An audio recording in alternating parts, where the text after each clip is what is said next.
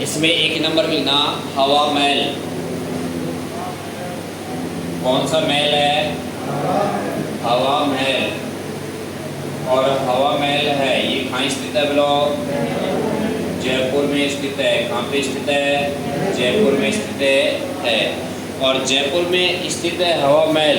अब इसके बारे में बहुत पढ़ेंगे कि हवा महल में कितनी खिड़कियाँ थी, कितने मंजिला इमारत है ये, इसका निर्माण किसने करवाया था और किस रंग से इसकी पुताई की गई है।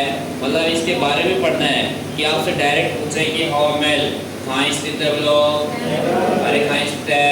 जयपुर में। तो लिखो इसमें जयपुर। लोकेशन पूछे तो कहाँ की है बोलो? जयपुर। इसी के नीचे डैश लगेगा निर्माण। अब आपसे पूछे कि हवा महल का निर्माण कब और किसके द्वारा किया गया था, तो लिखना इसमें निर्माण लिखना सवाई प्रताप सिंह 1799 में। सवाई प्रताप सिंह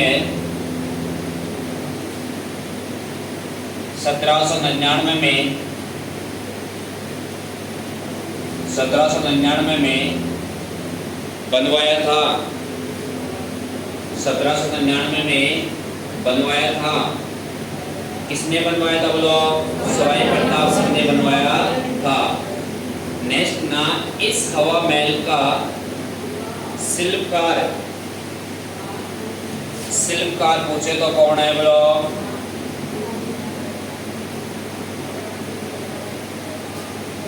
लालचंद है। कौन है बोलो? इसका शिल्पकार है लालचंद। इस हवा महल का शिल्पकार कौन है बोलो? लालचंद है। लिख लिया? नोटा लिखना भी हवा महल है। तो हवा महल है जिसका दूसरा किस नाम से जाना जाता है? लिखो इसमें नोटा लिखना। इसे राजस्थान का एयर ग्रुप भी कहा जाता है। राजस्थान का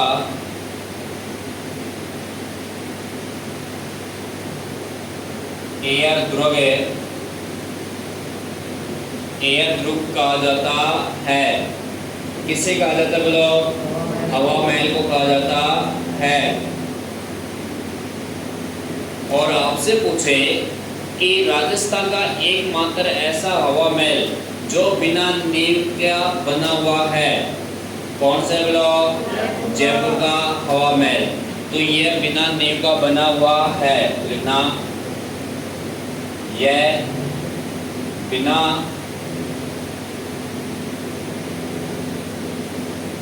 नींव का हवा महल है। हवा महल है। जमीन तो इसका नाम क्या रखा गया? हवा महल। मतलब हदर ही है ही। हदर का मतलब ऐसा नहीं कि आकाश में उड़ रहा है, नहीं, जमीन पे टिका हुआ है। मतलब है बिना नींव का है। और बिना नींव का है तो इसी वजह से इसका नाम क्या रखा गया? हवा महल। और हवा महल है, इसी को क्या कहते हैं? राजस्थान का एयर ग्रुप कहते हैं। क्या कहते हैं इसे? राजस्थान का एयर ग्रुप कहते हैं। नेक्स्ट है कि आपसे पूछे इसका निर्माण किसने करवाया था बोलो? सवाई प्रताप सिंह 1799 में करवाया था। और इसका शिल्पकार मतलब इसकी डिजाइनकार कौन था? लालचंद था। कौन था बोलो? लालचंद था। नेक्स्ट अगला, तेज व गणगौर की सवारियां हवा महल पे देखी जाती हैं।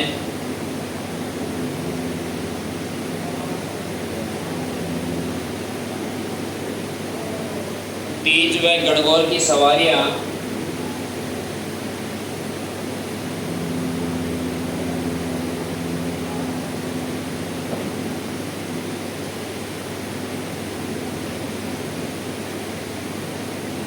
देखी जाती हैं।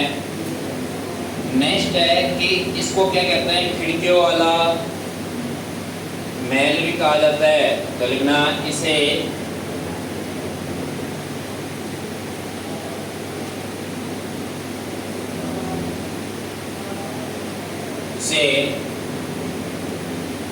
खिड़कियों वाला महल भी कहते हैं। इसे खिड़कियों वाला महल भी कहते हैं। अब इसे खिड़कियों वाला महल क्यों कहते हैं बोलो? क्योंकि इसमें बहुत अधिक खिड़कियां बनी हुई हैं और बहुत अधिक खिड़कियां हैं, इसी वजह से इसे क्या कहते हैं? खिड़कियों वाला महल भी कहते हैं। नेक्स्ट ना इसी के नीचे नेक्स्ट लिखना, क्योंकि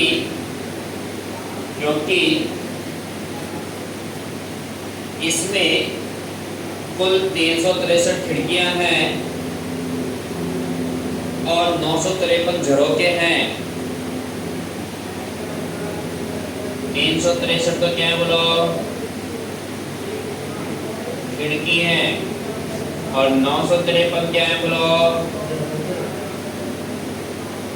झरोखे और झरोखे हैं। तो इसी वजह से क्या कहते हैं? इसे खिड़कियों वाला महल भी कहते हैं। किसको कहते हैं बोलो? हवा महल जयपुर को कहते हैं। नेक्स्ट है इसे राजस्थान को क्या कहते हैं बोलो? अरे क्या कहते हैं? और इसका निर्माण किसने करवाया था?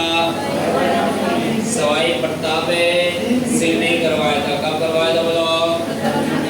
अरे कब करवाया था? और इसका शिल्पकार कौन था?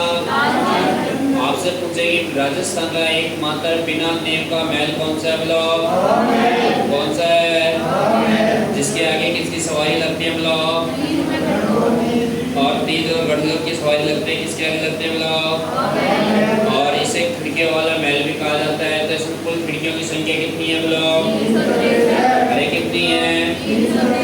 और इसमें झरोखे कितने हैं बोलो? नेक्स्ट अगर डाल लेना, यह इमारत है,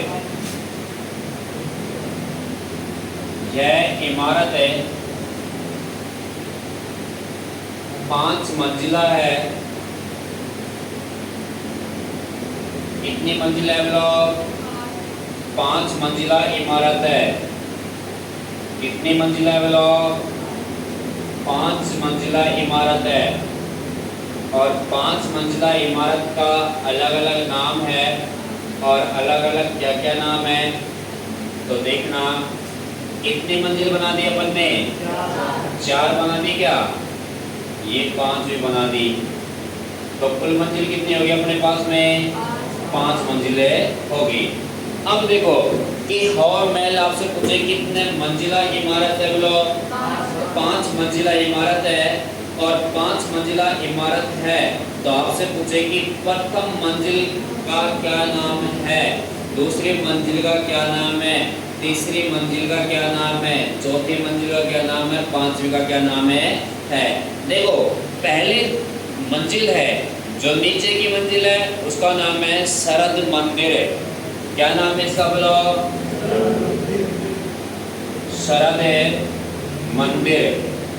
किस नाम से जाना जाता है बोलो? शरद मंदिर के नाम से जाना जाता है। किस नाम से? उतारो मत एक बार इसको, बाद में उतारना, अभी मत उतारो इसको। किस नाम से जाना जाता है बोलो? शरद मंदिर के नाम से जाना जाता है।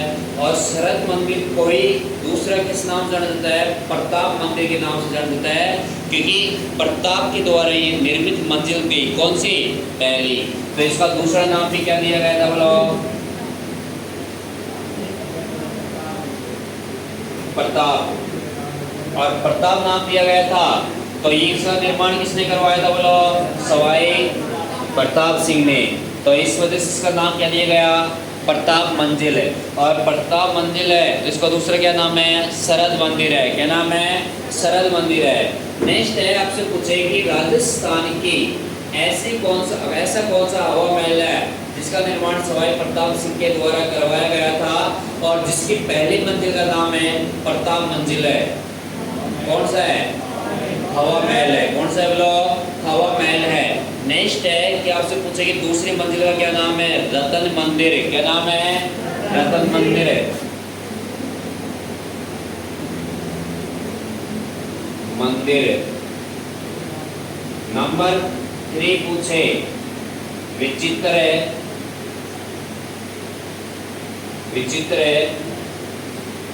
मंदिर है। क्या नाम रखा गया है इसका? विचित्र मंदिर है। अब देखो कि आपसे ऐसे पूछ सकता है कि राजस्थान का ऐसा कौन सा हवा महल है जिसका नाम विचित्र मंदिर के नाम से जाना जाता है? हवा महल। कौन सा है बोलो? हवा महल। ऐसा कौन सा राजस्थान का ऐसा कौन सा हवा महल है जिसमें रत्न मंदिर भी स्थित है, विचित्र मंदिर भी स्थित है, सरल मंदिर भी स्थित है? वो कौन सा है? हवा महल है। हवा महल का निर्माण किसने करवाया था बोलो? किसने करवाया था और कब करवाया था बोलो? कब करवाया था? और नेक्स्ट है, अगला मंदिर का नाम पूछे तो प्रकाश मंदिर है।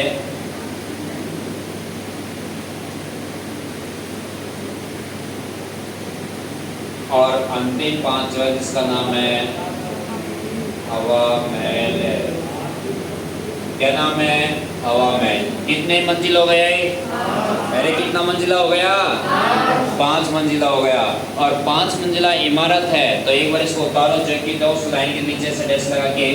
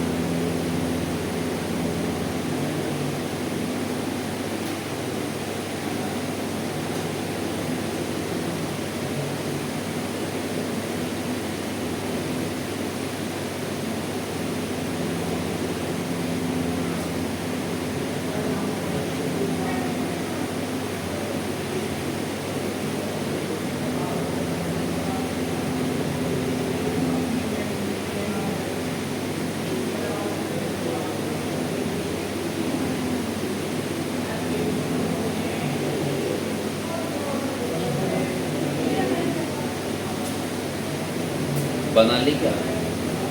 ऐसे बना इस तरह।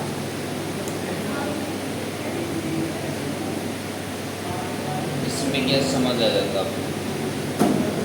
अब आपको क्या पता कि 1 नंबर कौन सी हवेली है, कौन सा मंदिर है? लिख लिया। लेकिन हम क्लियर कॉपी में उतारेंगे ना, सही बात है ना? ये है ना कहानी।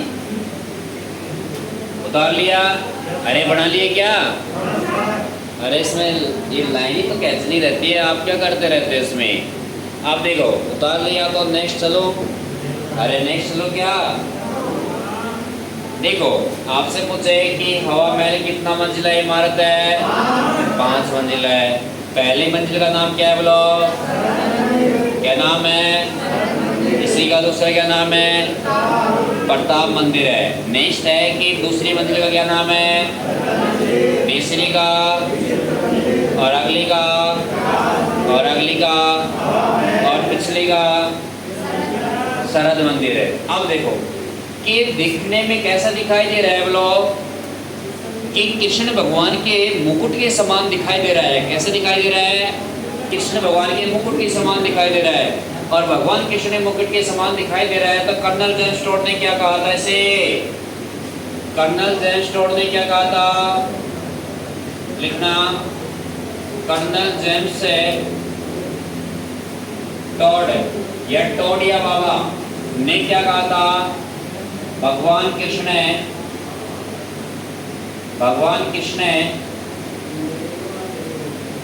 के मुकुट के समान है।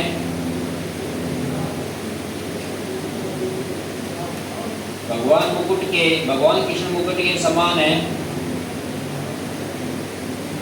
बताया है। किसके समान बताया है? भगवान कृष्ण भगवान है ना, उसका मुकुट कैसा बना हुआ है? इसी आकृति में बना हुआ है तो उसके समान बताया है। ये किसने बताया बोलो? कर्नल जेम्स टोड ने। और कर्नल जेम्स टोड को क्या कहा जाता है? घोड़े वाला बाबा, राजस्थान का इतिहास का पिता कहा जाता है। और टोडिया बाबा है, इसीलिए राजस्थान का इतिहास का पिता कहा जाता है। इसे क्या कहा जाता है? घोड़े वाला बाबा कहा जाता है। इसकी पुस्तक का क्या नाम है बोलो? The annals and antiquities of Rajasthan है। जो पुस्तक कहाँ लिखी गई थी? लंदन में लिखी गई थी। कब लिखी गई थी? 1829 में। किस भाषा में? अंग्रेजी में। हिंदी ट्रांसलेशन किसने किया था? गौरी शंकर हीरानंद ने किया था। तो इसकी राम कहानी ये है, ऐसे और भी है। इसकी पत्नी का नाम है कल्टरवक है, और भी है। इसका गुरु का नाम यति ज्ञानचंद्र है। बहुत रामायण है। इसकी एक पुस्तक और है, सेंट्रल एंड वेस्टर्न है, राजपूत स्टेट ऑफ इंडिया, वो भी इसी की पुस्तक है। अच्छी किताब है, ठीक है। लिख लिया सबने? अब नेक्स्ट लिखना, अगला स्टूडेंट लिखना, अगला स्टूडेंट लिखना। हवा महल का प्रवेश द्वार को आनंद पॉल प्रवेश द्वार है, एंट्री गेट को क्या किस नाम से जाना जाता है? बोलो। आनंद पॉल किस पॉल के नाम से जाना जाता है? आनंद पॉल के नाम से जाना जाता है। कि हवा महल का जो एंट्री गेट है, प्रवेश द्वार और एंट्री गेट है, उसको किस नाम से जाना जाता है? बोलो। आनंद पॉल के नाम से जाना जाता है। किस नाम से? आनंद पॉल के नाम से जाना जाता है। नेक्स्ट अगला लिखना, नोट लिखना। 1968 ईस्वी में संरक्षित स्मारक के रूप में 1968 में संरक्षित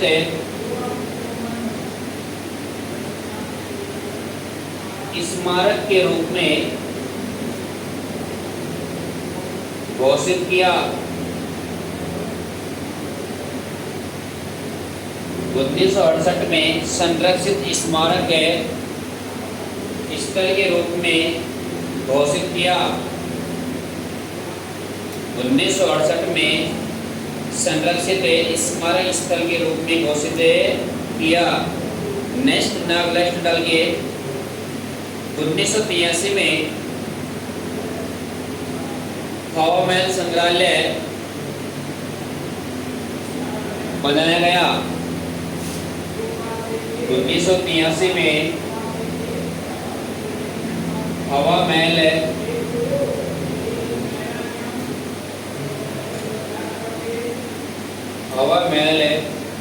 को संग्रहालय घोषित किया। क्या घोषित किया? बोलो। संग्रहालय घोषित किया। कब किया था? 1983 में। क्या घोषित किया गया था? बोलो। हवा महल को संग्रहालय घोषित किया गया था। और संग्रहालय घोषित किया गया था तो कब किया गया था? बोलो। 1983 में। और संरक्षित स्मारक के रूप में कब घोषित किया गया था? बोलो।